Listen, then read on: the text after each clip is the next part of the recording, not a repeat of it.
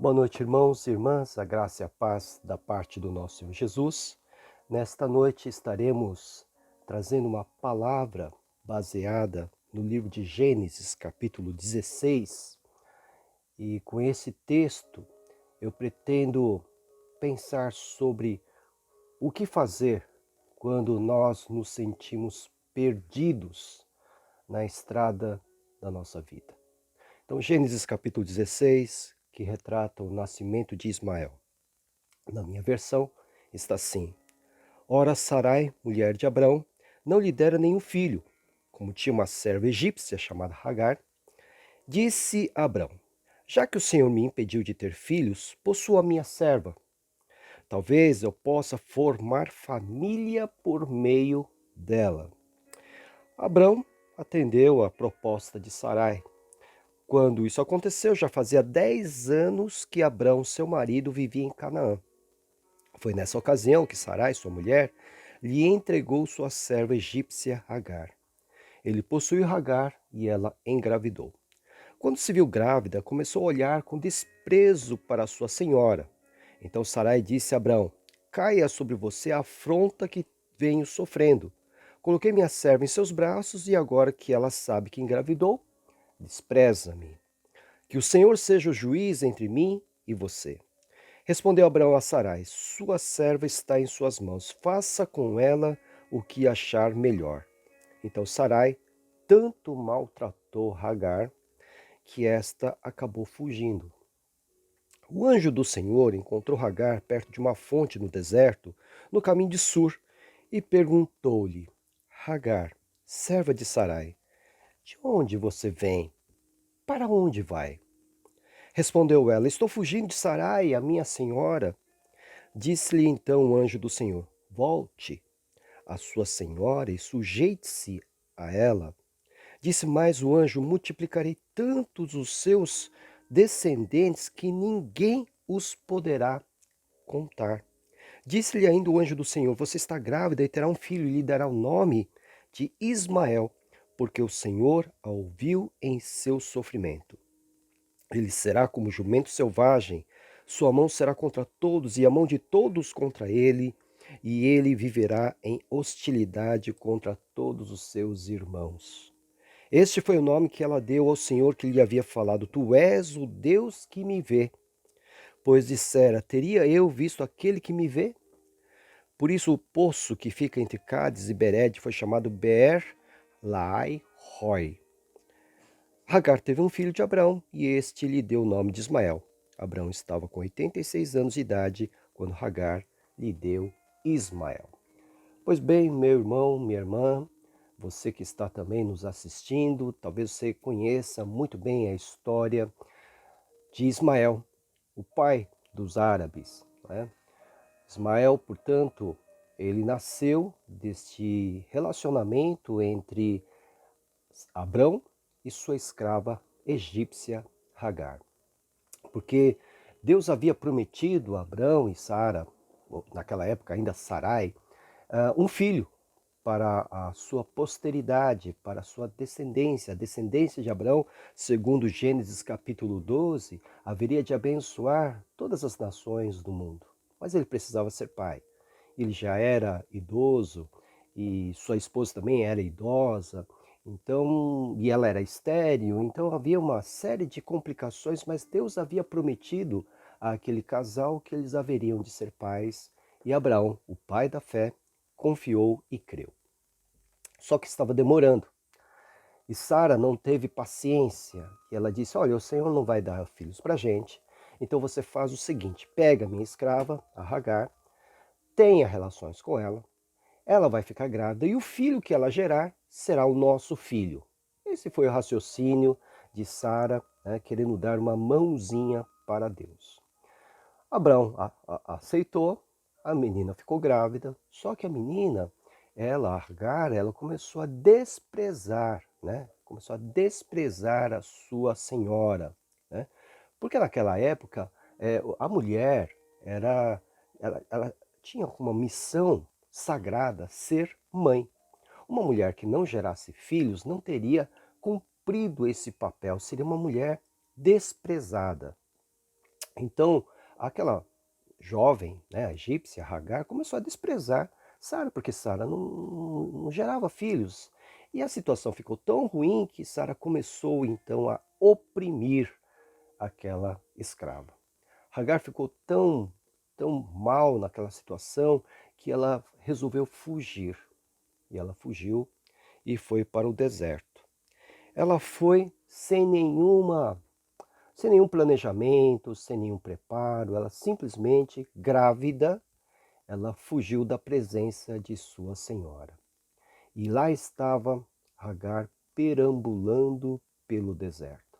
Você consegue imaginar uma pessoa mais perdida do que Hagar, grávida, não tinha onde ir, para onde que ela iria? Ela era uma escrava e apenas fugiu para não ser mais oprimida e estava perdida ali naquele deserto. É interessante que esta figura misteriosa, o anjo do Senhor, aparece para Hagar.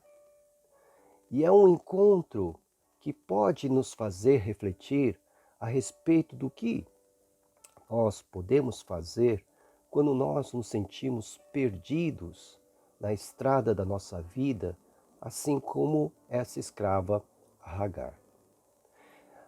Alguns dizem que nós precisamos responder satisfatoriamente a 3 perguntas se quisermos alcançar uma certa maturidade no trato com as nossas crises, quando temos que dar conta daquilo que cria confusão para nós, que nos faz ficar como que perdidos na nossa vida.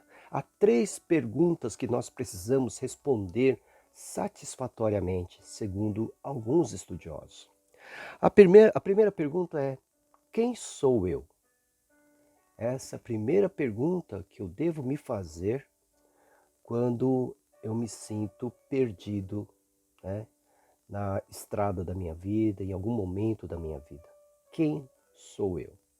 A segunda pergunta deve ser: para onde vou? Para onde vou? Então, a primeira pergunta: quem sou eu? A segunda pergunta: para onde vou?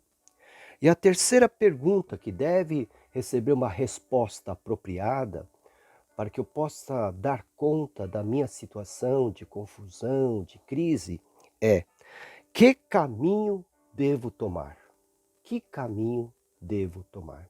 Então, segundo alguns psicólogos, alguns estudiosos, se nós oferecermos respostas apropriadas a essas 3 perguntas, estaremos em condições para enfrentar o nosso desafio, o nosso momento de confusão. Então, eu vou repetir: quem sou eu? Para onde vou? E que caminho eu devo tomar? É interessante que neste encontro entre o anjo do Senhor e Hagar, nós encontramos as condições para essas respostas surgirem. Porque veja, quando Hagar está lá perambulando, grávida, né, naquele deserto, está toda ali confusa, perdida, o anjo do Senhor vai ao encontro dela.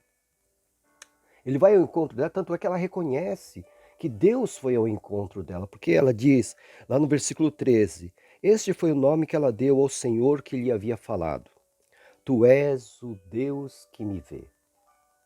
Que maravilha, irmãos e irmãs, é que eu quero já adiantar uma parte da nossa mensagem, porque Deus nunca deixa um filho seu, uma filha sua, perdido e confuso em qualquer momento da estrada da sua vida. Ele sempre vem ao nosso encontro, porque Ele nos ama. E Hagar reconheceu isso. E lembre-se, Hagar era egípcia, né? Não fazia parte da descendência de Abraão, que logo daria, ele seria o pai de Israel. Hagar era uma egípcia, uma escrava. Deus não faz acepção de pessoas. Então ele foi ao encontro de Hagar, e ela disse: esse é o Deus que me vê e que não me abandonou. E aí, o anjo do Senhor, ele aborda Hagar e ele fala o seguinte, veja só, versículo 7. O anjo do Senhor encontrou Hagar perto de uma fonte no deserto, no caminho de Sur, e perguntou-lhe, lembra que eu falei que para que possamos dar conta de certas situações de crise e confusões na nossa vida, nós precisamos responder a 3 perguntas. Quem sou eu? Para onde vou? E que caminho devo tomar? O anjo do Senhor, que depois vai se revelar como sendo o próprio Deus, vai encorajar Agar a responder essas 3 perguntas. Ele diz: Agar, né, serva de Sarai, de onde você vem? Para onde vai? É interessante que Deus, e aqui nós vamos entender que foi o próprio Deus que se apresentou a Agar, ele conhece Agar e a condição dela. Ele sabe quem é Agar. Ele diz: Agar, serva de Sarai, de onde você vem? Para onde vai? É importante, portanto, meu irmão, minha irmã, sabermos quem somos. Isso é fundamental para dar o primeiro passo na direção da resolução dos nossos problemas. Para encontrar um caminho que me leve novamente à estrada do significado, do sentido da minha vida. Saber quem eu sou. Quem sou eu? Quem é você? Deus sabe. O Senhor Deus sabe. Tanto é que ele se revelou a Agar e disse: Agar, serva de Sarai, eu sei tudo sobre você. Eu sei que você é egípcia, eu sei que você é escrava, eu sei que você está grávida, eu sei que você está perdida nesse deserto, por isso vim ao encontro de você. Eu sei tudo sobre você. Mas será que Sarai sabia Agar sabia alguma coisa a respeito de si mesma, além do fato de ser escrava egípcia que agora estava fugindo da sua senhora? Meu irmão, minha irmã, Deus nos encoraja a olhar para dentro de nós mesmos, para que nós possamos encontrar em nós mesmos os recursos que precisamos para enfrentar os nossos desafios. Há um outro exemplo muito interessante de uma situação de opressão, de confusão, de perdição, que nós encontramos no livro dos Juízes. Tinha ali, né, um certo homem chamado Gideão. Gideão estava ali, juntamente com todos os israelitas, fugindo de medo dos amalequitas, seus inimigos. Estavam fugindo. Tanto é que nessa época se dizia que os israelitas estavam se escondendo nas cavernas. Eles não moravam mais nas suas casas, mas estavam morando nas cavernas, porque tinham medo do seu inimigo. E todas as suas plantações, as colheitas, eles eram assaltados quase que diariamente. Então o que eles faziam? Eles escondiam o fruto do seu trabalho. E Gideão estava fazendo isso. Estava escondendo parte da sua colheita e ali, né, juntamente com os demais israelitas que estavam com medo dos amalequitas. Mas aí, no capítulo 6 de Juízes, veja só, versículo 11. Então o anjo do Senhor, olha só, ele de novo, veio e sentou-se sobre a grande árvore de Ofra que pertencia ao abizerita Joás. Gideão, filho de Joás, estava malhando o trigo num tanque de prensar uvas. Malhando o trigo num tanque de prensar uvas. Então você pode imaginar que uma coisa não tem nada a ver com a outra, mas era o lugar mais escondido, mais seguro que Gideão encontrou para cuidar da sua colheita, para escondê-lo dos midianitas, amalequitas e midianitas. Então o anjo do Senhor apareceu a Gideão e lhe disse: O Senhor está com você, poderoso guerreiro. Ah, Senhor, Gideão respondeu, se o Senhor está conosco, por que aconteceu tudo isso? Onde estão todas as suas maravilhas que os nossos pais nos contam quando dizem, não foi o Senhor que nos tirou do Egito, mas agora o Senhor nos abandonou e nos entregou nas mãos de Midian. O Senhor se voltou para ele e disse, com a força que você tem, vá libertar Israel das mãos de Midian. Não sou eu quem o está enviando? Ah, Senhor, respondeu Gideão, como posso libertar Israel, meu clã, o menos importante de Manassés, e eu sou o menor da minha família? O Senhor continua, eu estarei com você, respondeu o Senhor, e você derrotará todos os midianitas como se fossem um só homem. Veja, o anjo do Senhor se apresenta a um homem que também está confuso, está perdido, está com medo, e ele diz, você é um valoroso guerreiro. Aí o Gideão diz, não, mas como assim? Tal. Ele falou, vá na força que você tem. Eu estarei com você. E você vai libertar Israel das mãos dos midianitas. Gideão não se conhecia. Gideão não havia feito essa pergunta a si mesmo, quem sou eu? Deus o encorajou a olhar para dentro de si e encontrar dentro de si os recursos necessários para dar conta daquela crise. Quando o anjo do Senhor vai ao encontro de Hagar, ele faz a mesma coisa. Hagar haveria de ser mãe de uma nação, mãe de Ismael. Ismael, pai dos árabes. Ela tinha uma grande missão, mas naquele momento ela se enxergava apenas como uma escrava foragida. Quando o Senhor vai ao encontro dela e dá esse privilégio de fazê-la ter esse encontro com o próprio Deus, ela mesma vai dizer, esse é o Deus que me vê. Certamente ela encontrou coragem suficiente para retornar à casa de sua senhora, cumprir os seus deveres e ser mãe de uma nação. Meu irmão, minha irmã, então essa primeira pergunta precisa ser feita. Quem é você? Quem somos nós? Quem sou eu?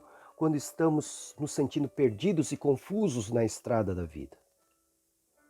Eu e você, se você entregou sua vida a Cristo Jesus, eu e você podemos clamar, gritar, bradar.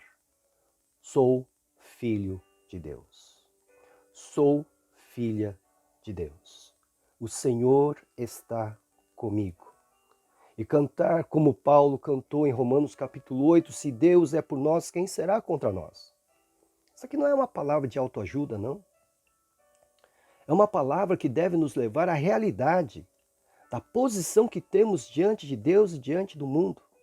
Quando nós nos sentirmos perdidos, confusos, porque às vezes alguém nos oprimiu e nos fez fugir ou nos esconder, como o caso de Gideão, nós temos que olhar para dentro de nós mesmos e dizer aos nossos corações, eu sou filho de Deus, eu sou filha de Deus. O Senhor veio ao meu encontro, como para Hagar ou como Gideão? Talvez não, mas ele veio ali naquela cruz. Jesus deu aquele primeiro passo na nossa direção para mostrar o amor do Pai, para mostrar o seu próprio amor por nós. Então nós temos muito valor. O nosso valor corresponde ao valor do sangue de Jesus que foi derramado na cruz do Calvário por mim e por você. Quem sou eu? Quem é você? Filho de Deus, filha de Deus, amado e amada pelo Senhor. Aí nós temos a segunda pergunta. A segunda pergunta, o anjo diz, de onde você vem e para onde você vai? São duas perguntas, na verdade, mas eu quero uni-las para responder aquela que eu propus no começo da minha palavra. Para onde vou? Então, a primeira pergunta que eu devo fazer, quem sou eu? A segunda, lembre-se, para onde vou? E aqui, voltando ao texto, o anjo pergunta, de onde você vem? Para onde você vai? Aquela mulher, ela sabia responder de onde ela vinha. Ela disse, venho de Sarai, né? Estou fugindo de Sarai, a minha senhora. Mas ela não responde à segunda pergunta do anjo. Porque a segunda pergunta do anjo era, para onde vai? Quando nós nos sentimos perdidos e confusos nesta vida, nós não sabemos para onde vamos. Não temos ideia do caminho a ser trilhado. Não sabemos, não temos condições de conhecer o nosso destino. Esta é a grande verdade. Aquela mulher, aquela jovem escrava, ela sabia dizer de onde ela estava vindo. Ela estava vindo de uma situação de opressão, ela estava vindo de uma situação de escravidão, mas ela não sabia agora, naquele deserto, grávida, para onde ela iria, para onde ela poderia ir. Essa é uma resposta que precisamos encontrar nos momentos em que estamos nos sentindo confusos e perdidos. Para onde você vai? Você já respondeu. Quem sou eu? Sou filho de Deus, filha de Deus. E agora? Para onde você vai? Pois bem, meu irmão, minha irmã, o anjo do Senhor se volta para Agar e diz: volte para sua senhora. Volte para ela. É exatamente isso que ele diz. E sujeite-se a ela, porque ele haveria de abençoá-la nessa situação e nessa condição. O anjo do Senhor aqui se revelou a Agar e se revelou a Gideão, e podemos ver no próprio texto que é o próprio Deus que se revela a eles, tanto a Agar quanto a Gideão. É o próprio Deus. Deus se revelou e mostrou a Agar o caminho. Para onde vou? Volta, ele falou. Volta para aquela situação. Volta. Porque do Senhor vem a orientação certa. Aliás, eu posso agora rapidamente já resumir, dizendo a você que se você olhar para Jesus Cristo, nosso Senhor, no momento em que ele profere seu último discurso aos seus discípulos estão ali recebendo as últimas instruções de Jesus antes da cruz do Calvário. E num certo momento do seu discurso, um dos seus discípulos, Tomé, faz a seguinte pergunta, capítulo 14 de João, versículo 5. Disse-lhe Tomé: Senhor, não sabemos para onde vais. Como então podemos saber o caminho? Eles estavam confusos, os discípulos estavam confusos. Para onde vamos? Se nós não sabemos para onde o Senhor vai, para onde nós iremos? Perguntou Tomé. Respondeu Jesus, preste atenção. Eu sou o caminho, a verdade e a vida. Ninguém vem ao Pai a não ser por mim. O destino, os braços do Pai. O caminho, Jesus Cristo. Ele é o caminho, a verdade e a vida. Portanto, quando nós nos sentirmos confusos e perdidos nas estradas da nossa vida, nos desertos da nossa vida, tendo respondido a primeira pergunta, quem sou eu? Sou filho de Deus, lavado e remido pelo sangue de Jesus. Para onde eu vou? Qual é o meu caminho? O meu caminho tem um nome, Jesus Cristo. Ele é o nosso libertador. Ele é aquele que nos livra de todas as situações que nos oprimem. Por isso ele é o nosso Salvador. Então o nosso caminho, meu irmão, minha irmã, para onde vou? Para que caminho eu vou tomar? Meu caminho tem um nome, Jesus Cristo. Ele que vem ao nosso encontro, ele que já veio ao nosso encontro, ele que continua vindo ao nosso encontro. Você pode tomar como exemplo o que ocorreu com os discípulos no meio do mar da Galileia, perdidos ali no meio daquela tempestade. E quem é que foi ao encontro deles? Jesus Cristo. Porque ele é o caminho. Eles só puderam sair daquela confusão toda, daquela tempestade toda, porque o caminho foi ao encontro deles e os livrou daquela situação. Jesus Cristo é a nossa salvação, é o nosso Salvador. Então a pergunta, para onde eu vou? Para onde Jesus ir comigo. Para onde Jesus me apontar. Para onde o Senhor ordenar. É o que ele diz ali para Agar, volta para lá. Ela podia dizer, mas meu Deus, eu vou voltar para lá, eu vou sofrer de novo. Não, aquela experiência foi tão extraordinária para ela que ela não questiona. Ela sabe que está diante de Deus. E se nós, filhos e filhas de Deus, cremos que o Senhor Jesus é o caminho, a verdade e a vida, tudo quanto Ele falar ao nosso coração, façamos de bom grado, porque melhor que o sacrifício é a obediência. Então o Senhor disse a Agar, volta, e ela voltou. Como disse também aqueles discípulos cansados e abatidos, Jesus disse isso aos discípulos, quando eles estavam ali à beira do mar da Galileia, desistindo, porque tinham tentado pescar a noite inteira, não conseguiram pescar absolutamente nada, e ao término da sua pregação, Jesus se volta para Pedro e diz, volta para o mar. Ele podia dizer assim, eu estou cansado. Estou desanimado porque tentei a noite inteira e não consegui, eu estou cansado. Mas ele disse, olha, Senhor, apesar de termos pescado, tentado pescar a noite inteira, sob a tua palavra voltaremos. Essa disposição que eu e você temos que ter quando entendermos quem somos nós e sabermos que o caminho é Jesus Cristo. Terceira e última pergunta que temos que responder. Que caminho devo tomar? Pois é, o caminho que Hagar tomou foi da obediência e da submissão. Foi isso mesmo. Ele disse, volte à sua senhora e sujeite-se a ela. Ela obedeceu e se sujeitou àquela que estava oprimindo a sua vida. Às vezes, meu irmão, minha irmã, para sairmos das nossas confusões de vida, de sentimento de perdição, no meio do deserto, sem recursos, às vezes nós temos que voltar ao nosso ponto de partida. Pode ser muito duro, pode ser muito difícil, pode ser até humilhante, mas se você tiver certeza de que foi o Senhor que ordenou, não tenha dúvida, não pestaneje. Vá, volte. Volte ao mar para tentar pescar de novo. Volte para a casa daquele que vai te oprimir de novo. Sujeite-se. Por quê? Porque o Senhor está no controle.